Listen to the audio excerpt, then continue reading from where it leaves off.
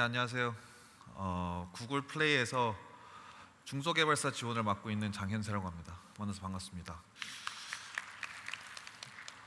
저희가 오늘 준비한 세션은 그 게임 개발사분들께서 이제 구글하고 협업을 하실 때, 그리고 구글 플레이와 안드로이드에서 게임을 출시하실 때 어떤 기술들을 사용하셔야 되고 그 기술을 사용함으로써 어떤 도움을 받으실 수 있는지에 대한 세션이라고 생각하시면 됩니다. 기술 세션이기 때문에 자세한 기술 얘기는 장태익 박사님께서 제가 이제 좀 말씀을 좀 드리고 자세하게 다뤄주실 계획인데, 그 전에 마이크를 넘기기 전에 제가 왜 이런 기술들을 사용해야 하고 그리고 앞으로 구글 플레이가 게임 개발사들 위해서 어떤 도움을 드릴 예정인지에 대해서 간단하게 좀 설명을 드리도록 하겠습니다. 그래서 이제 왜 구글 기술을 사용해야 되느냐, 게임 분들께서 왜 구글 기술을 사용하고 그걸 어떻게 사용해야 되는지 항상 이제 물어보시는 분들이 많은데, 일단 구글 같은 경우에는 모바일 쪽을 생각을 했을 때, 생태계를 생각했을 때 크게 두 가지로 나뉠 수 있습니다. 일단 안드로이드와 크롬, 대표적인 구글의 이제 두 가지 제품들인데, 모바일 시장이 커지기 전에는, 성장을 많이 하기 전에는 일단 구글 크롬에 저희 회사 차원에서 투자를 많이 했었습니다. 근데 전에 오늘 키노트에서 민경환 총괄님께서 말씀하신 바와 같이 지금 안드로이드의 시장과 모바일 게임 시장이 계속해서 성장을 하고 있고 앞으로도 계속 성장을 할 것이기 때문에 구글이 회사 차원에서 모바일 쪽으로는 안드로이드에 조금 더 투자를 하기 시작했습니다. 아까도 말씀드렸지만 현재 전 세계적으로 안드로이드는 약 10억 대가 활성화되어 있고, 지금 보시는 바와 같이 3, 4년 정도의 성장 추이를 보면 계속해서 성장을 하고 있고, 저희는 앞으로도 계속해서 안드로이드 디바이스들이 활성화되고 더욱더 대수가 늘어날 것이라고 저희는 예상을 하고 있습니다. 저희가 한국 같은 경우에는 이제 프리미엄 폰들인 안드로이드 폰들, 삼성의 프리미엄 안드로이드 폰들, LG의 폰들, 그리고 다양한 이제 제품들이 나오고도 있지만, 안드로이드 원 같이 동남아나 이제 인도 같은 국가들에서도 저희 안드로이드 플랫폼을 유저들이 잘 사용할 수 있게끔 열심히 노력하고 있는 시점이기 때문에 앞으로도 안드로이드의 대수와 안드로이드 유저들은 계속해서 증가 추이를 볼 것이라고 저는 예상을 하고 있습니다. 지금 이렇게 늘어나는 상황에서 중요한 점은 안드로이드 유저 4명 중에 3명은 저희 통계상 항상 게임을 플레이하고 있다는 점입니다. 이러한 숫자를 저희가 보고 가만히 있기보다는 게이머들을 위한 제품을 저희가 이제 제작을 해야겠다라고 결론이 났고, 그래서 나온 게 잘 아시는 플레이 게임 서비스입니다. 플레이 게임 서비스 같은 경우에는 시작은 굉장히 미약했었죠. 일단 뭐 로그인과 구글 플러스 소셜 그래프, 그리고 리더보드 업적 정도로 이제 미약하게 시작을 했으나, 저희가 생각했을 때는 이 플레이 게임 서비스 제품을 조금 더 개발사분들이 적극적으로 사용할 수 있게끔 저희가 어떤 거를 이제 제공해 드려야 되나라는 부분에 대해서 굉장히 많은 고민을 했었고 지금도 하고 있습니다. 그래서 최근에 저희가 플레이 게임 서비스에 추가된 피처들은 멀티플레이어, 퀘스트 등 게이머들이 조금 더 게임을 더욱더 즐길 수 있게끔 그런 피처들을 계속해서 추가하고 있습니다.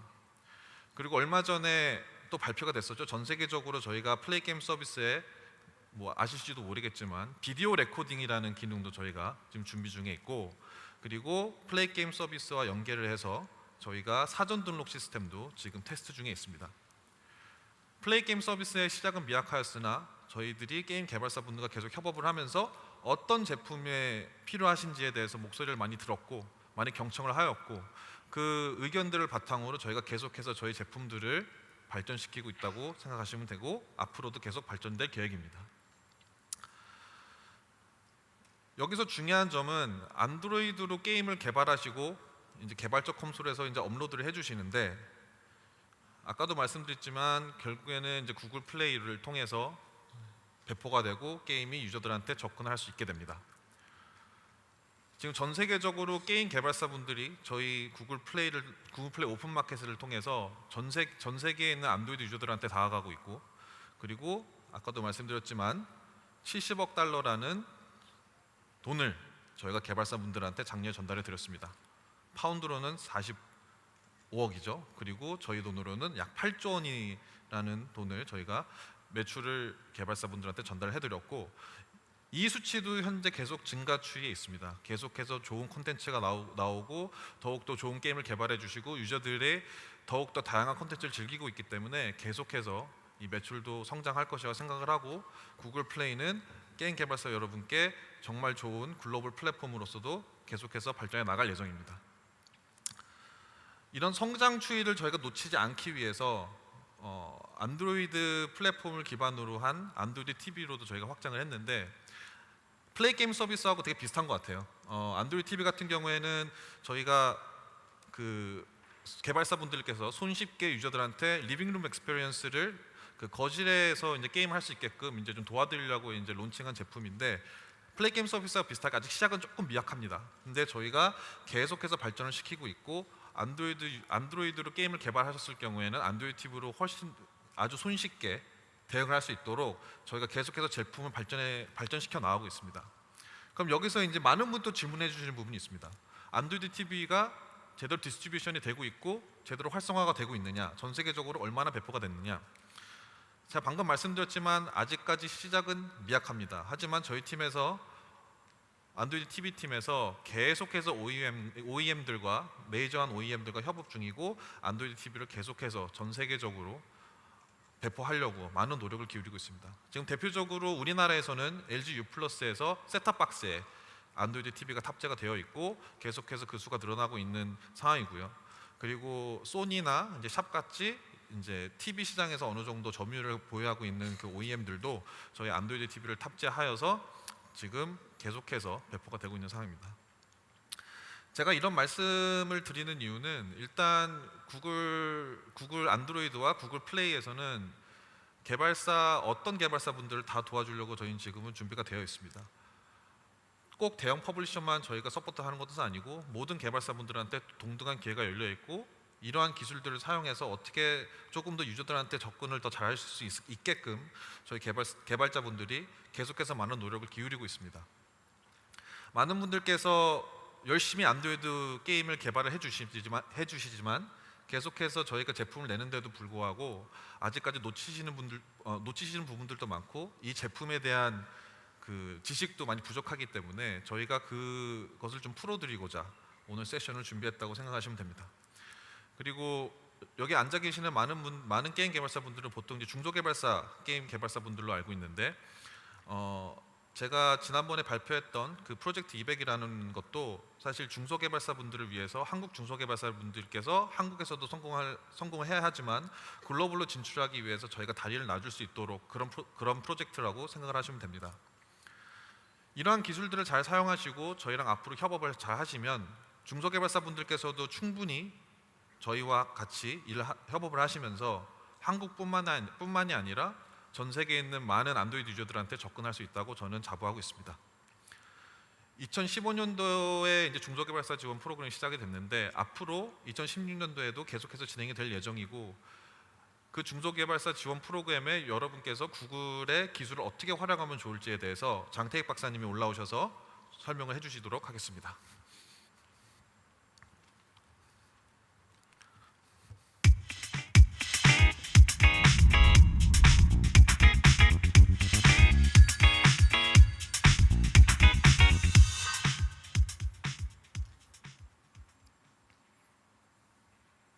안녕하세요. 구글에서 기술 컨설팅을 맡고 있는 장태입니다. 저는 주로 안드로이드랑 구글 플레이 위에서 그 플랫폼을 이용해서 앱이나 게임을 만드는 파트너사분들을 도와드리는 역할을 하고 있고요. 주로 이제 신기술, 구글의 신기술들은 보면은 이제 저희가 다큐멘트를 아주 잘해서 상품화해서 내는 제품이라기보다는 빠른 시간에 개발해서 빨리 퍼뜨리고 또 효과를 본 다음에 또 개선하는 그런 일들 많이 있기 때문에 이렇게 문서화가 잘 돼 있거나 뭐 사용 방법이 잘 알려져 있는 경우가 좀 드물어서 그래서 저 같은 사람이 이제 중간에서 그런 것들을 해석해드리기도 하고 또 제품에 문제가 있으면은 그 제품을 개선하는데 또 도움을 주기도 하고 그런 일을 하고 있습니다. 그래서 제가 이제 주로 이제 게임 회사들과도 지난 한 2년 정도 제가 열심히 일을 해왔고요. 그래서 저희 구글에서 가진 기술 중에 게임 개발에 도움이 될 만한 기술들이 뭐가 있는지를 또 한번 싹 설명해 드리고요. 거기에 대해서 어떤 식으로 일하면 좋을지 설명드리고 합니다.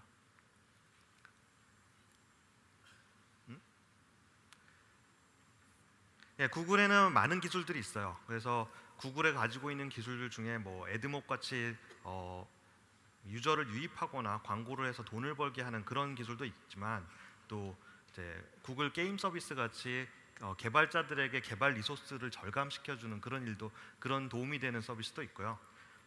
안드로이드처럼 아예 기반이 되는 플랫폼도 있는데요. 이 많은 것들 중에 오늘은 몇 가지만 중간에 선택해서 거기서 얘기를 좀 해보려고 하고요.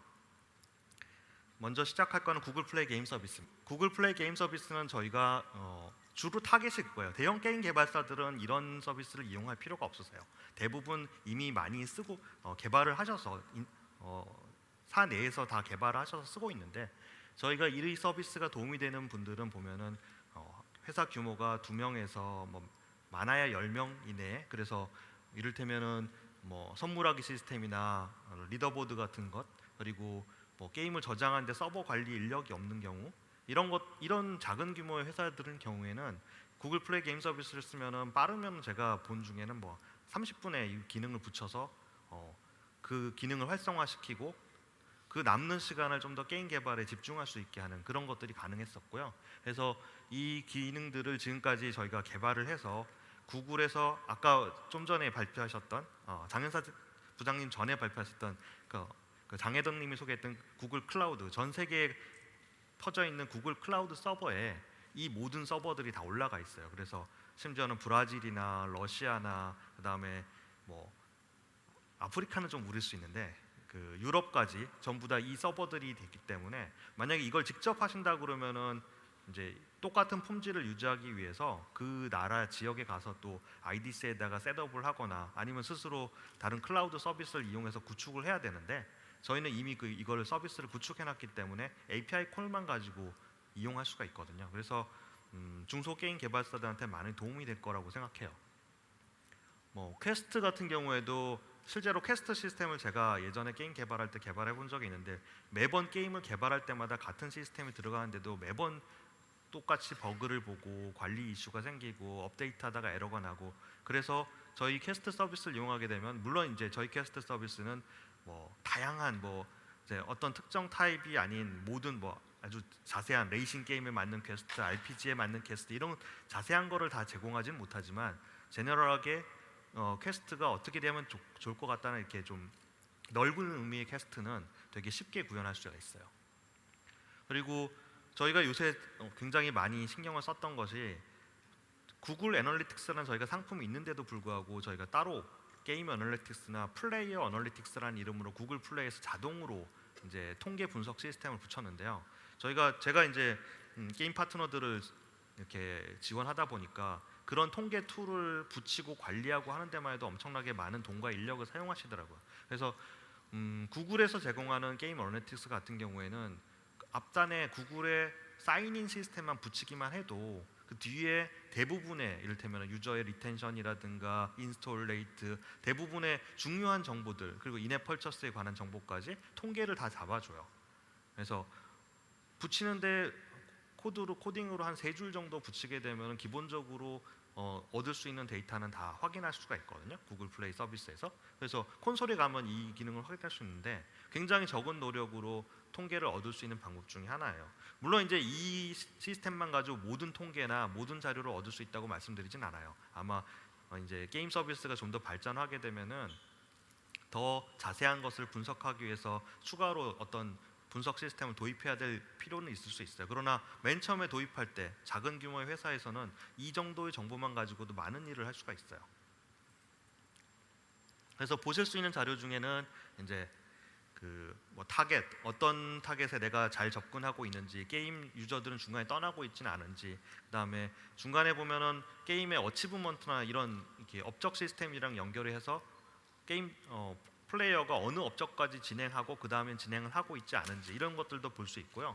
그다음 게임의 매출에 대한 데이터들도 볼 수 있어요. 그래서 지금 여기서 저희가 기본적으로 제공하고 있는 거는 뭐 연간 매출 목표라든가, 그다음 데일리로 매출 목표를 설정하고 거기서 얼마나 내가 잘하고 있는지 못하고 있는지를 확인할 수 있는 이런 지표 관리를 할 수 있게 도와주고요. 그 다음에 문제가 있는 부분들은 여기 보시면은 이제 그 빨간색으로 보여지는 부분들이 있는데, 이 빨간색으로 보여지는 부분이 저희가 어떻게 보여드리냐면, 같은 카테고리에서 비슷한 장르의 게임들과 비교해서 에버리지를 볼 때 내가 그보다 잘하고 있는지 못하고 있는지를 표시해 주는 거거든요. 그래서 구글은 이제 전체 데이터를 그렇게 가지고 있기 때문에 이런 정보를 제공해 줄 수가 있고요.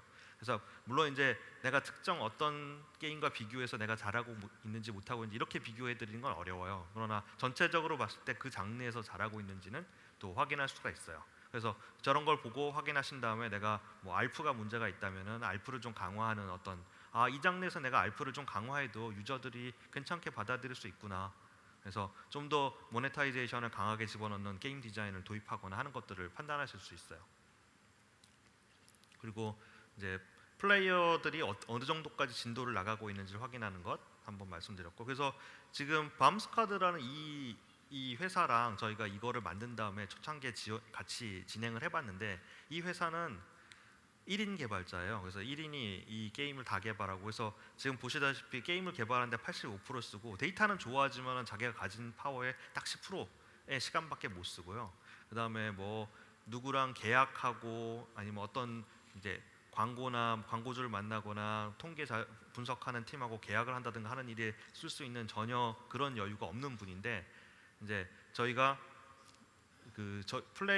구글 플레이 애널리틱스 시스템에 있는 그 가상 화폐의 유출과 유입을 관리하는 그런 모듈들을 이분이랑 같이 진행을 해봤는데, 그거를 붙이고 나서 이제 가상화폐가 시스템 내에 쌓이는 건 있는데 쓰여지지 않는 거를 발견하고 나서 그 다음에 다시 또 게임을 업데이트하고, 그래서 그게 역전이 돼서 매출이 늘어나게 됐다는 걸 보여주는 거예요. 그래서 보시면은 저 노란 이 선은 그 게임 시스템 내에 유입되는 가상화폐니까 게임 내에서 유저들이 돈을 많이 벌고 있는 거고요. 그 다음에 돈은 많이 벌었는데, 가상화폐는 벌었는데 그걸 쓰지는 않고 있다는 게 저 파란 선이 보여주는 건데, 저 이 지점에서 이걸 발견하고 업데이트를 해서 이제 돈을 쓰는 양이 돈을 버는 양보다 더 많게 게임을 디자인을 했고요.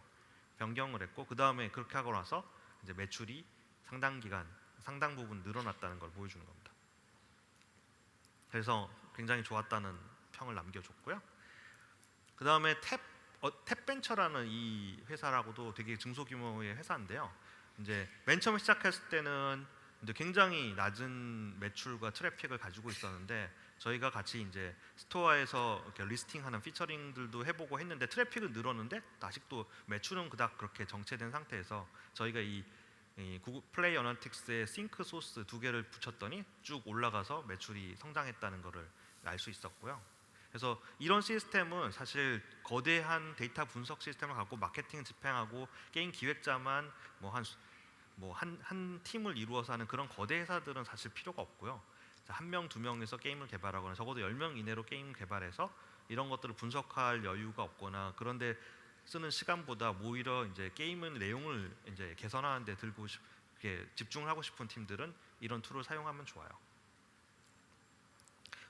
이용하는 게 얼마나 쉬우냐면은 그냥 저희 플레이어 콘솔에 가서 이제 플레이 게임스 섹션의 이벤트랑에서 이렇게 프리미엄 커런시 싱크라고, 프리미엄 커런시 소스가 유입이고 싱크는 유출이거든요. 그래서 유입과 유출에 관한 이벤트를 생성한 다음에 유니티 같으면은 한 줄만 추가하시면 돼요.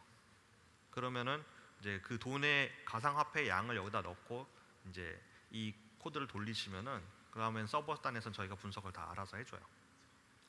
그리고 유니티 같은 경우에는 유니티가 한국에서는 굉장히 광범위하게 많이 사용되고 있어서 실제로 이 플레이 게임 서비스에 관한 것들은 구글 개발자가 직접 유니티 플러그인을 개발해서 깃허브에서 배포를 하고 있고요. 뭐 지금도 많이 사용하고 있지만은 이거 사용해 주시면은 혹시라도 버그가 발생되거나 저희한테 알려주시면 저희 또 개선해서 또 더 좋은 버전으로 가게 돼 있습니다. 구글 엔지니어가 직접 개발한 플러그인을 사용하실 수 있다는 거고요. 그 외에도 여태까지는 구글 플레이 서비스랑 그다음에 저희 유니티나 이런 플러그인에 관한 거였고, 그 외에도 툴이 꽤 많아요. 그래서 사실 이 전체 세션 중에 제가 좀 아직까지 많이 알려지지 않은 툴을 소개하는 데 좀 더 할애하고 싶었습니다. 안드로이드 2를 또 저희가 사명감을 가지고 이제 안드로이드 디벨로퍼들을 위해서 개발해서 배포를 하는데, 이 중에 저희가 게임을 위한 게임 개발자들도 저희 안드로이드 개발자이기 때문에 당연히 이제 이분들을 도와주기 위한 툴을 배포하는데 사명감을 갖고 있고요. 그래서 저희가 이제 이 안드로이드 2를 개발한 다음에 제일 먼저 게임 개발자로부터 들었던 피드백은 왜 C++를 지원하는 툴은 없느냐였어요. 그래서 저희가 이거를 개발하는데 상당한 기간을 들여서 했고요. 그래서 올해부터는 이제 C++를 안드로이드 스튜디오에서 지원을 하게 됐어요. 그래서 뭐 포터블 하니까 여러 플랫폼에서 다 사용할 수 있고요. 그 다음에 상당한 기간 동안 저희가 관리를 해주기 때문에 믿고 안심하고 쓰셔도 되는 거고요. 그 다음에 퍼포먼스도 상당히 좋은 편이에요.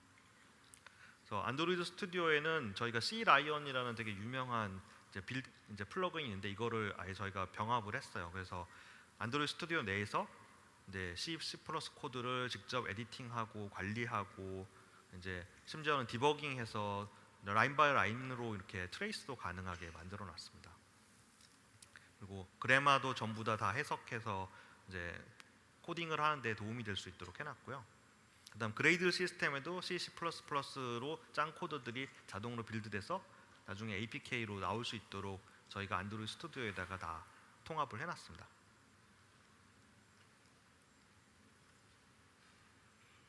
그리고 NDK도 저희가 많이 이제 인프로브를 해서, 예전에 NDK 설치하고 연결하고 하는 과정들이 되게 복잡했는데 이제는 안드로이드 스튜디오 내에서 체크박스만 하게 되면 NDK가 다 자동으로 설치되고요. 빌드에 통합될 수 있게 만들어놨어요. 그리고 NDK 자체는 GitHub을 통해서 오픈소스 형태로 배포를 하고 있어요. 지금 안드로이드 스튜디오 1.3이라고 얘기하고 있는데 이게 한 달 전에 만든 자료여서 그런데 지금 1.5가 나와 있고요. 그다음 2.0 프리뷰도 지금 배포 중이거든요. 그래서 안드로이드 스튜디오를 저희가 이제 다른 여타의 그 이클립스를 기반으로 한 ADT들은 지원을 중단한 지 좀 됐고요. 안드로이드 스튜디오가 저희가 드리는 공식적인 안드로이드 개발 툴이에요. 그래서 이거를 잘 사용하시면 좋겠습니다. 또 이제 한 가지 재밌는, 구글에도 게임을 개발하는 팀이 있는 거 혹시 아셨는지 모르겠어요. 저희가 게임을 개발을 해요. 게임 스튜디오 아닌데 게임을 개발하는데 목적이 있어요. 저희는 그 그룹의 이름을 FPL이라고 불러요. Fun Propulsion Labs라고 하는데, 여기에는 구글의 엔지니어들, 특히 게임에 백그라운드가 있는 엔지니어들이 모여서 뭐 좀 인디 스타일의 게임을 개발해보고 그 와중에서 나오는 여러 가지 도구들을 오픈 소스화해서 배포를 하는 거예요. 그게 목적인 거고요. 사실 게임 자체로 수익을 내는 게 이 팀의 목적은 아니에요. 그래서 지금까지도 많은 툴들을 개발했는데 거기에서 나온 여러 가지 툴들을 좀 소개를 드리려고요. 특히 이 툴들은 전부 다 공짜고 전부 다 소스까지 공개가 되어 있기 때문에 중소개발사나 심지어 대형 개발사에도 이용하기 좋은 툴들일 거라고 생각해요.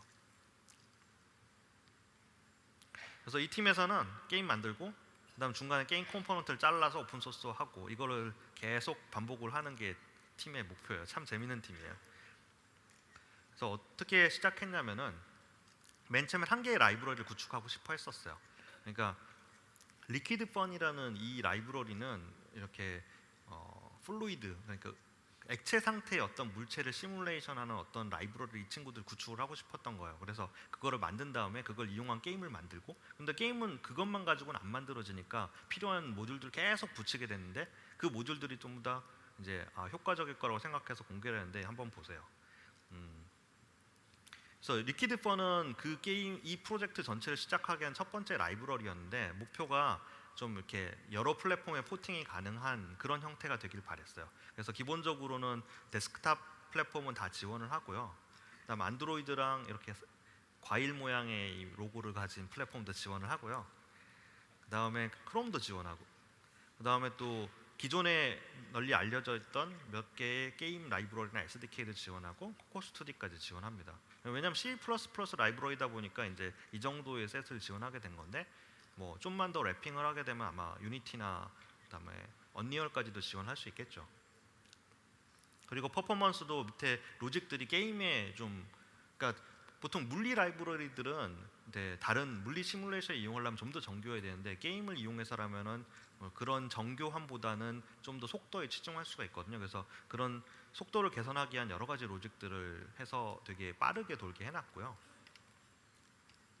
이건 뭐 거기에 들어간 로직들을 몇 가지 소개해 주는 건데, 그런 다음에 이 리퀴드 펀이라는 이 라이브러리를 이용해서 저희가 내부적으로 보이는 것 같은 이런 그 게임들을, 샘플 게임들, 약간 인디 스타일의 게임들을 만들어서 이렇게 공개를 했어요.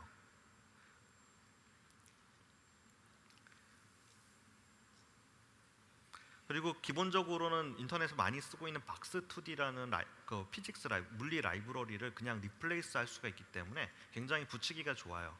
그래서 그 박스2D가 이미 있는 그런 프로젝트라면 그거를 그냥 바꿔치기만 하면 돼요.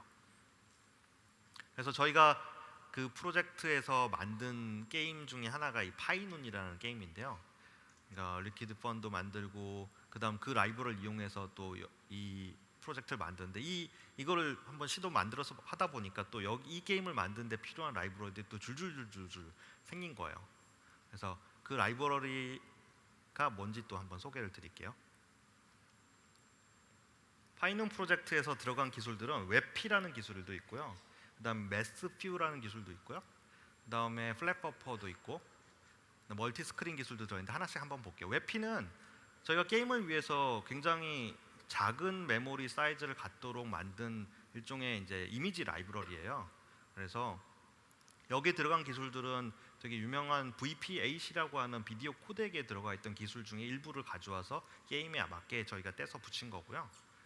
그래서 기존에 알려져 있던 로직보다 상당히 도움이 되는 부분이 많아요. 그래서 맨 처음에 시작할 때는 완전 비트 TGA 폼에서 시작하지만 PNG로 바꾸고 거기서 웹피로 바꾸는 과정에서 저희가 얻은 이익이 굉장히 커요. 그래서 TGA를 직접 쓰는 사람은 없겠지만 비트 사이즈가 저 정도 된다고 보시면은 PNG는 이제 10.7메가로 줄인다면은 웹피 같은 경우는 1.4메가바이트 정도 돼요. 이 웹피는 어떻게 이제 이거를 이렇게 줄일 수 있냐고 보면은 JPEG이나 이런 라이브러리랑 다르게 주변에 있는 색깔들이나 모양들을 예측하는 로직이 그 안에 들어 있어요. 그리고 그 예측한 로직과 실제 이미지랑 얼마나 맞는지에 대한 그 차이만을 저장하는 그런 로직이거든요. 그래서 굉장히 생각보다 게임에 쓰기 좋게 작은 사이즈로 잘 나왔어요.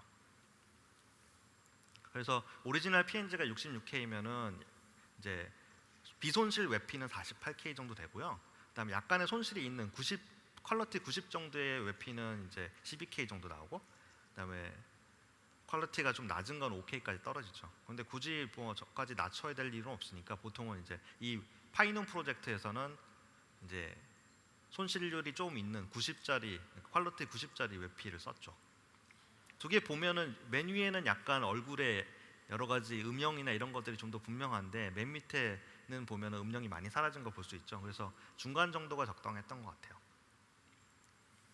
그리고 저희가 제공하는 툴 중에는 그 그래픽 하드웨어에 넣을 수 있는 텍스처 포맷으로 업로딩하는 라이브러리도 있거든요. 그래서 그걸 사용하면은 웹피랑 그다음에 게임의 엔진에 집어넣는 부분이랑이 굉장히 편하게 돼요. 그리고 게임을 만드는데 여러 가지 시뮬레이션이 들어가기 때문에 수학적인 라이브러리가 필요하게 되는데요. 뭐 시중에서 구할 수 있는 수학 라이브러리들 중에 좋은 건 많은데 굉장히 덩치가 큰 경우가 많아요. 아니면은 속도가 좀 느리거나 대신에 정확도는 높거나. 그래서 이 파이눈 프로젝트를 하면서 FPL 팀에서 뭘 했냐면은 게임에 어울리는 굉장히 작은 사이즈의 스몰셋의 어떤 라이브러리를 구축하되 이거를 굉장히 한번 빠르게 만들어 보자 해서 구축한 게 매스4예요. 그래서 이제 물리 계산이나 아니면은 지오메트리 계산 이렇게 그 형태 같은 것들을 계산하는 데 사용하고요. SIMD를 사용해요. 그래서 싱글 인스트럭션 멀티 데이터, 그러니까 그 CPU 레벨의 좀 인스트럭션들을 좀 더 잘 사용해서 고속화하게 해서 처리를 할 수 있게 만들었어요. 그래서 저희가 이걸 테스트 해보니까 넥서스에서 심들을 쓴 거랑 안 쓴 거랑 한 좀 차이가 나고요. 5배 정도. 데스크탑은 물론 더 차이가 나겠죠. 파이프라인이 더 크니까. 그래서 이런 정도의 효과를 본 라이브러리를 굉장히 작게 만들어서 배포를 하고요. 대신에 문제는 뭐냐면은 이게 제너럴하진 않아요. 그래서 아무거나 막 집어도 내면 되는 그런 이렇게 그 싱크대에 막 집어넣잖아요. 뭔가 쓰레기나 뭐 음식물 쓰레기 그런 식으로 뭐 아무 계산이나 다 잘할 수 있는 건 아니고요. 딱 정해진 계산들만. 그래서 이런 형태로 단백질 계산을 하는 거는 이 라이브러리는 불가능해요. 그래서 게임을 위한 정도의 라이브러리. 그래서 딱 파이논 정도의 계산. 여기 보면은 이제 그 파일을 던지면 저런 포물선이 나오잖아요. 저런 포물선을 빨리 드로잉하고 계산하고 하는 데 들어가는 정도의 것들은 굉장히 쉽게 할 수 있게 만들어놨어요. 그래서 매트릭스 연산이나 이런 거 했고요. 그다음 그 라이브러리가 이 볼트 에어 프로젝트에도 들어가 있었고요. 그다음 또 하나 더 쓴 게 플랫버퍼라는 이건데요. 이것도 전에 제가 GDS에서 한번 소개해드리긴 했는데 보통 제가 그 전에 게임을 개발할 때도 이제 중간에 협업하는 작업에서 제이슨도 많이 사용하고 어떤 경우는 XML도 사용하고 그거를 이제 또 바이너리로 굽기도 하고 여러 가지 방법을 사용했는데 그것들을 좀 더 편하게 사용할 수 있도록 플랫버퍼라는 걸 만들었어요. 플랫버퍼는 기본적으로는 스키마 기반이고요. 스키마가 이미 결정돼 있는 상태에서 데이터를 저장하기 때문에 데이터 파싱에 걸리는 시간이 굉장히 줄어들어요. 그리고 바이너리 형태로 하기 때문에 메모리가 굉장히 적고요. 그래서 그런 과정들을 직접 구현하게 되면 굉장히 복잡한 절차를 거치실 건데 저희는 이걸 오픈 소스로 다 만들어서 이미 배포를 하고 있어요. 그래서 제이슨을 통째로 쓰게 되면 이미지 사이즈도 클 뿐더러 또 불필요한 데이터, 이를테면 스페이스나 리턴이나 뭐 온갖 캐릭터 코드들이 많이 들어가게 되고요. 그다음에 기본적으로 스트링이기 때문에 얘 타입을 분석하려면 파싱을 거치지 않으면 타입을 분석을 할 수가 없어요. 그래서 이런 것들을 이제 플랫버퍼를 이용하게 되면 이미 결정된 스키마, 그러니까 타입들에 맞춰서 빠르게 프로세싱 하도록 전처리 작업을 다 해놓고 시작하는 거거든요. 그래서 데이터를 집어넣고 하게 되면은 데이터를 바이너리로 뽑아서 저장을 하면은 이거를 그냥 벌크로 읽어드리기만 하면 바로 분석이 다 돼서 이제 필요한 오브젝트들을 만들어낼 수 있고요. 그래서 스트링에서 파싱, 그 다음에 오브젝트 생성, 관리하는 그런 부분들에 대한 부하가 되게 없어지기 때문에 빠른 경우에는 20배 이상 로딩 속도가 빨라지기도 해요.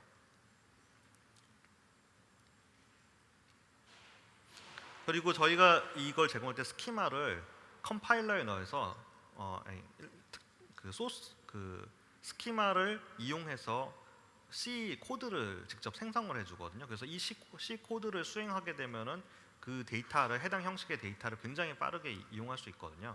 그래서 중간에 그런 해석하는 과정들을 이런 생성된 C 코드들이 모든 걸 줄여주기 때문에 빨라지는 거예요. 그래서 실제로 제이슨을 이용하는 거에 비해서 굉장히 작은 사이즈와 그 빠른 속도로 할 수 있는데 불행한 거는 뭐냐면 그냥 앞에 그 데이터를 읽는 부분이 전체 게임을 로딩하는데 걸리는 거에 또 일부분인 경우가 되게 많았어요. 파이논도 좀 그랬던 게 뭐 게임 데이터를 읽어드리는 부분이 전체 데이터에 차지하는 부분들 중에서 좀 적었어요. 왜냐하면 뒤에는 이제 사운드 데이터도 있고 이거는 파싱이 아니고 그냥 벌크로 읽어야 되는 거고 또 이제 이미지 데이터들도 굉장히 많았기 때문에 근데 그 전에 제가 했던 복잡한 프로젝트 같은 경우에 10만 라인 이상의 스크립트 베이스드 코드가 있었던 경우도 있었거든요. 그런 것들을 파싱하거나 데이터를 읽어드리는 경우에는 이 플랫버퍼가 굉장히 도움이 될 것 같아요. 그리고 핀드랍이라는 라이브러리도 지금 개발을 했는데 이거는 데이터 드리븐 오디오 매니저라고 얘기되는데 보통 저희가 많이 사용하는 라이브러리는 SDL이라는 라이브러리 많이 써요. 그 게임을 개발할 때 SDL을 이용해서 보통 사운드 관리도 하고 하긴 하는데 이 핀드랍인 경우에는 저 새 기능들을 굉장히 컴팩트하고 빠르게 처리할 수 있도록 만들어놨어요. 특히 그러니까 모바일에 잘 어울리도록 해놨어요. 그래서 사운드 뱅크 매니징하고 그다음 채널 간의 우선순위 조절을 하고 그다음에 거리가 떨어지면 점점 이렇게 소리가 줄어드는 효과 이런 것들이 게임에선 굉장히 많이 쓰게 되는데 그런 게임에서 이용할 만한 사운드 라이브러리들만 딱 모바일에 맞게 이제 만들어 놓은 게 핀드랍이라는 라이브러리예요. 그리고 모티브라는 라이브러리인데 이거는 애니메이션 프레임워크이고요. 그래서 애니메이션도 또 컴팩트하게 모바일에 맞게 개발하려면 그 부분만 엑기스를 뽑아가지고 또 만들어놨고요. 그래서 저런 라이브러리들이 아까 얘기했던 파이논이나 또 중간에 잠시 보여줬던 볼트 에어라는 게임을 만드는 데 사용해서 제가 그 FPL 팀에서 게임을 개발해보고 나온 결과물들을 이렇게 라이브러리화해서 오픈소스로 공개를 한 거고요. 그 외에 또 툴 중에 보면은 CPU를 프로파일링할 수 있는 도구가 있었고요. 근데 이 파이논 프로젝트는 CPU 디펜던시보다는 그래픽 카드 디펜던시 좀 더 컸기 때문에 많은 도움은 안 됐지만 그래도 개발을 했어요. 이거 도움이 되지 않을까. 그래서 공개를 해놨기 때문에 혹시 CPU 계산이 좀 많은 게임을 하신다면 이 도구를 이용하시면 또 도움이 될 거예요. 그리고 또 많은 경우에 제가 질문을 받는 거가 안드로이드 빌드 시스템 꼭 스튜디오 가서 빌드 눌러야 됩니까? 좀 이렇게 자동화가 안 됩니까? 해서 빌드 스크립트도 어떻게 하면 되는지를 저희가 공개를 해놨고요. 그래서 뭐 하나 고치고 깃허브나 아니면 깃에 올려놓고 다시 자동으로 받아가지고 다시 그걸 빌드하는 작업들을 좀 관리를 하고 싶으시면은 이 빌드 스크립트를 이용하시면 도움이 많이 될 거예요.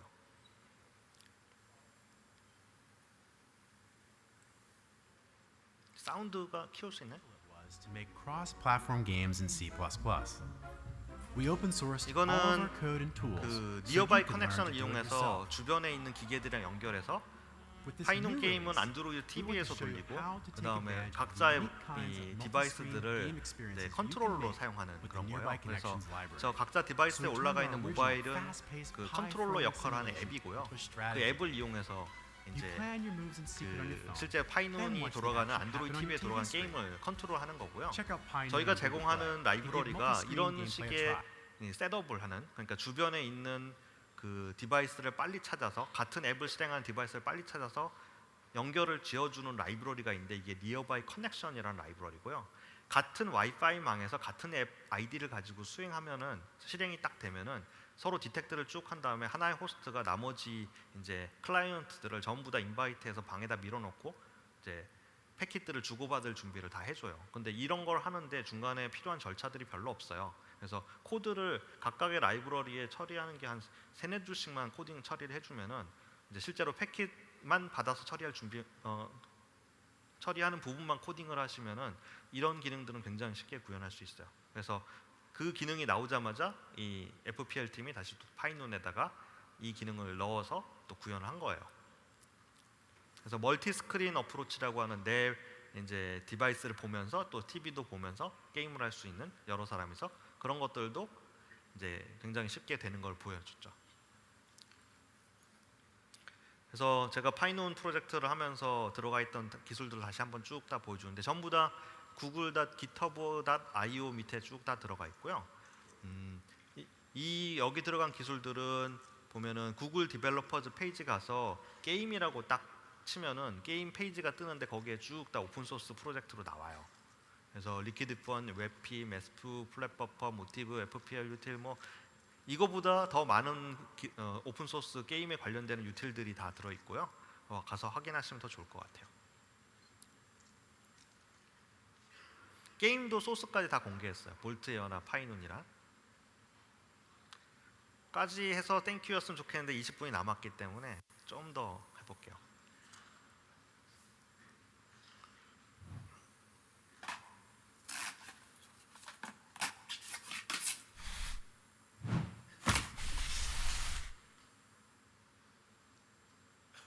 여기까지 나오고 그 다음 장면이 지금 생략이 되는데 이건 저희가 구글의 카드보드를 이용해서 볼보가 볼보의 신형 XC90이었나 그랬을 거예요. 그거를 판매하기 전에 내부에 있는 내장이나 어떻게 동작하는지를 보여주려고 만든 앱이 있어요. 그 앱은 카드보드 위에서 돌아가고요.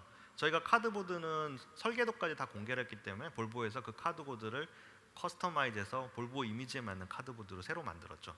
그 다음에 이제 그 앱은 들어가게 되면 XC90에 실제로 그런 대시보드라든가 계기판이라든가 기어가 동작하는 방법이라든가 뭐 아니면은 유리 뭐 이렇게 썬루프가 어떻게 되는지 이런 것들을 실제로 카드보드를 써서 볼 수 있게 만들었고요.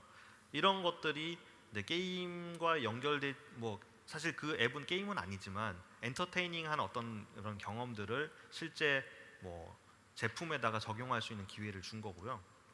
그래서 카드보드는 그렇게 하기에 굉장히 뭐 그렇게 높지 않은 비용으로 개발비가 그렇게 많이 들거나 그러지도 않고 그다음에 또 일생생활에서 내가 본 어떤 게임이나 앱이 있는데도 거기에 있는 중간에 어떤 피처들을 카드보드를 통해서 색다른 이렇게 형태로 전달할 수 있는 그러니까 버추얼 리얼리티의 어떤 맛을 볼 수 있게 하는 그런 도구로 제공할 수 있어요.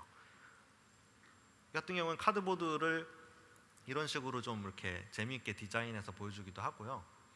누구나 이제 저희가 설계도를 다 공개했기 때문에 누구나 다 그 저걸 생산해서 뭐 판매를 할 수도 있고 재미있게 구현할 수도 있고요. 저도 어렸을 때 이 뷰마스터로 이렇게 입체 사진을 보는 걸 되게 좋아했는데 뷰마스터에서도 카드보드를 이용한 제품이 나왔고요. 그다음에 이거는 360도 카메라인데 고프로에서 16대의 카메라를 삥 돌려서 만든 다음에 그걸 들고 동영상을 쭉 찍는 거예요. 그러면은 그 찍은 영상들을 저희 구글에서 제공하는 솔루션을 이용해서 360도를 레코딩한 무비 파일을 만들어요. 그래서 그 무비 파일들을 유튜브에다 업로드하게 되면 저희가 카드보드로 그거를 볼 수가 있어요. 그래서 그 유튜브 동영상을 보면서 돌아가면은 주변에서 이제 일어난 일들을 다 관찰할 수 있는 어떤 동영상이 되는 거죠. 그리고 바깥에 지금 탱고 디바이스가 중간에 나와 있는데요. 이것도 게임에 이용할 수 있는 재미있는 디바이스 중에 하나인데 이 디바이스의 이제 성능은 보면은 기본적으로는 태블릿 디바이스랑 다 똑같은데 몇 가지 센서랑 이제 카메라가 더 들어가 있는 거예요. 그래서 적외선 센서가 들어가 있고 그 다음에 그 위치나 그 방향, 그 다음에 내가 움직이는 그런 속도, 가속도들을 보통의 모바일 장비보다 훨씬 더 정밀하게 체크를 해요. 그래서 내가 어느 위치에, 그러니까 바닥으로부터 몇 센치 떨어져 있고 내가 어느 방향으로 가 있고 몇 각도 틀어져 있는지까지 다 체크가 되는 좀 정밀한 센서가 들어가 있고요. 두 번째는 이제 중간에 레이저 빔 같은 걸 쏴서 돌아오는 그 시간을 이용해서 이 뎁스를 센싱해요. 그래서 그 실내에 있는 모든 그런 위치들의 어떤 오브젝트들의 점들을 내가 파악할 수 있고요. 그걸 이용해서 3D 그 입체를 재구성할 수 있거든요. 그래서 그거는 공간 인식에 사용하고요. 그래서 여러 가지 그런 센서 기술들이 가능해져서 이 세 가지 기술들을 모션 트래킹은 아까 말씀드린 대로 이 디바이스 자체의 모션을 굉장히 정밀하게 트래킹할 수 있는 거, 그다음에 그 뎁스를 얼마나 잘 이제 해석할 수 있는가, 그다음에 중간에 공간 자체가 어떤 이렇게 형상을 가지고 있는지를 이제 러닝할 수 있는 그런 이제 시스템들이 들어가 있습니다. 그래서 보시면은 약간 해상도가 약간 떨어져요. 그래서 뭐 아주 정밀하게 아주 센티미터 단위로 정확한 이제 그 공간을 인식하는 건 아니고요. 약간 덤성덤성하게 인식하는데 그것만 가지고도 상당히 도움이 되고요. 그래서 이걸 이용해서 게임을 만든다면은 이제 실제 공간에서 내가 어떤 뭐 보물찾기를 할 수 있는 곳을 만들어 놓고 거기 가서 가면은 새로운 이벤트가 일어난다든가 하는 식으로 하기도 하고, 그 다음에 바깥에 보시면 알겠지만 총으로 이렇게 총같이 생긴 디바이스 위에다 그걸 얹고 나서 실제 그 화면에 보이는 실제 공간과 또 그 화면의 공간을 매칭해서 오그멘티드 리얼티를 만들어서 게임을 진행할 수도 있고요. 아니면은 이렇게 이제 실제로 아무것도 없는 이 집 안에 들어가서 실제로 가구가 놓인 모습을 볼 수 있으면서 이걸 틀면은 이제 틀는 그대로 다 보이겠죠. 그래서 실제로 이 디바이스를 내가 움직여 가면서 실제로 있지 않지만은 있는 것 같이 모든 가구 배치들이나 이런 걸 볼 수가 있게 돼요. 그래서 이런 기술들도 게임과 연결될 수 있는 개연성이 되게 많은 기술 중에 하나예요. 그리고 하나만 더 보여드리면은 My name is Ivan Pubarev and I work 약간 for 좀 Advanced Technology and Projects Group at Google. The hand is the ultimate input device. It's extremely precise, it's extremely fast, and it's very natural for us to use it, right? Capturing the possibilities of human hand was one of my passions. How can we take this incredible capability, finesse of human actions, and finesse of using our hand, but apply it to the virtual world? We use radio frequency spectrum, which is radars. 기본적으로 이 to track 기술은 human hand. 칩 안에 들어가 있는 The 레이더거든요. radars has been 그래서 used for many 레이더에서 different things. 이제 To track 파장을 cars, big 반출하고 그 objects, 위에서 어떤 액션을 하게 satellites, 되면은 planes. We use 그 it to 액션을 track 학습해서 micro-motions, twitches 해석한 of human 다음에 hand. 그걸 Then 이용해서 use 일종의 that to 컨트롤을 만들 interact 수 있어요. with 그래서 wearables and 저는 different 이제 이게 things and 가상현실 different devices. 기술하고 어울리는 어떤 좀 그런 거라고 생각해요. 왜냐하면 가상현실 장비를 머리에다 쓰게 되면은 뭔가를 가지고 컨트롤해야 되거든요. 근데 제가 게임 컨트롤러 같은 걸로 컨트롤하려고 보니까 좀 어색하더라고요. 걸어다니면서 게임 컨트롤하면서 위에다가 뭔가 버추얼 리얼리티 장비를 뒤집어 쓰니까. 그래서 이런 데다가 그런 저런 레이더를 붙여놓고 간단한 제스처만 가지고도 여러 가지를 컨트롤할 수 있게 해주는 거거든요. 물론 게임에 이용한다면 그렇다는 얘기고요. 실제로는 되게 다양한 제스처를 인식할 수 있어요. 그래서 방 안에 불을 켜거나 뭐 볼륨을 조절하거나 이런 것들을 이제 제스처를 학습해가지고 그 패턴을 가지고 이제 컨트롤할 수 있는 거고요. 그게 중간에 다른 장비 개입 없이 사람 몸으로만 할 수가 있기 때문에 굉장히 이제 활용 가능성이 높은 거죠. 그래서 저는 미래의 게임 컨트롤은 또 이런 형태의 지금 현재 터치만 기반으로 하고 있는데 터치를 능가해서 아니 터치를 넘어서서 좀 더 다양한 팩터로 그러니까 다양한 모습으로 컨트롤이 가능하게 될 거라고 봐요. 이거는 저희가 상당히 많이 개발을 한 거라서 근미래에 아마 좀 더 제품 형태로 보실 수 있게 될 것 같고요. 이런 것들이 실제로 나오게 되면은 특히 가상현실 게임이라든가 좀 더 액티브하게 할 수 있는 그런 게임들에서는 되게 재밌는 경험을 줄 거라고 봅니다. 예, 이상으로 제가 좀 너무 많은 이제 것들을 이제 소개해드려서 좀 졸리지 않았나 모르겠는데 제가 좀 말씀드리고 싶은 거는 구글에 있는 기술들은 사실 다 웰메이드된 셋업된 상태대로 이렇게 저희가 판매 제품으로 판매하잖아요. 지금 제가 말씀드린 모든 기술들은 전부 다 공짜예요. 그리고 가져가서 변형해도 아무 무방한 그런 기술들이에요. 이런 기술들이 이제 꽃을 피기 위해서는 사실은 기본적으로 어느 정도 기술적인 능력이 필요하고요. 그다음 가능하면은 거기서 어떤 개선을 해서 다시 또 저희한테 피드백을 주거나 뭔가 그 자리에서 컨트리뷰션해서 오픈 소스로에다가 어떤 기여를 해주시는 부분들이 굉장히 구글의 이 문화랑은 굉장히 어울리는 거고요. 그다음에 여기 있는 모든 기술들은 전부 다 재능 있는 어떤 소수의 개발자들이 이제 자기 제품을 이용해서 했을 때 굉장히 빛을 볼 수 있는 그런 제품들인 것 같아요. 만약에 대형 게임 개발사라면 저는 오히려 이제 좀 더 커머셜하게 된 잘 준비된 그런 또 사후 지원까지 잘 되는 그런 제품들을 구매하라고 말씀을 드리는데요. 이제 개인 개발자들은 아니면 인디 개발자들, 중소기업 개발자들은 이런 것들에 도전해서 좀 더 적은 리소스로 또 작은 시간에 짧은 시간에 효과를 볼 수 있는 이런 것들을 이용해 보는 게 어떨까 생각합니다. 네, 마지막으로 다시 한번 그 오늘 소개해드렸던 기술들의 리스트를 보여드리고요. 저는 여기서 인사드리겠습니다. 감사합니다.